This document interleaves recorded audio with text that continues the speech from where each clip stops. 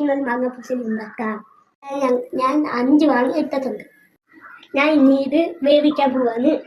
വേവാൻ നല്ല ആവശ്യത്തിന് നല്ല വെള്ളം അതിനകത്ത് ഒഴിച്ചു കൊടുക്കുക. ഇത്തിരി മുളക് പൊടി ഇട്ട് കൊടുക്കാം, പൊടിയും കൂടി ഇട്ട് കൊടുക്കാം. കുട്ടികൾ ആവശ്യത്തിന് ചൂട്, അതുകൊണ്ട് അമ്മയാണ് കത്തിക്കുന്നത്. ഇനി ഇത് അടച്ചു വേവിക്കണം. ഇങ്ങനെ പീസ് ചക്കര നമ്മൾക്ക് ഇതിനകത്തോട്ട് ഇട്ട് കൊടുക്കാം. 1 കപ്പ് തേങ്ങ നമ്മൾ എടുത്തിട്ടുണ്ട്. അത് ഇത്തിരി മഞ്ഞപ്പൊടി ഇട്ട് കൊടുക്കാം. അതിലേക്ക് ഇത്തിരി ജീരകവും കൂടെ ചേർക്കാം. ഹെഡ്പോടി ഞാൻ അരയ്ക്കാം. നമ്മളിപ്പോൾ തേങ്ങ നല്ലോണം അരച്ചെടുത്തിട്ടുണ്ട്. കടുക് റെഡി ആകുമ്പോഴത്തേക്ക് കടുക് വറുത്ത് വെക്കാം. അരപ്പിടാൻ പോവാണ്.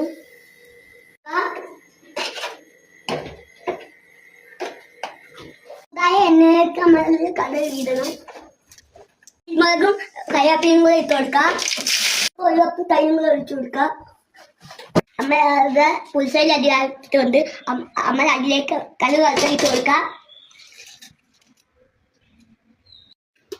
സൂപ്പർ ചോറ് തിന്നാൻ പോകുന്നു. നിങ്ങൾ ഇതുപോലെ ട്രൈ ചെയ്യുന്നത്. Bye bye.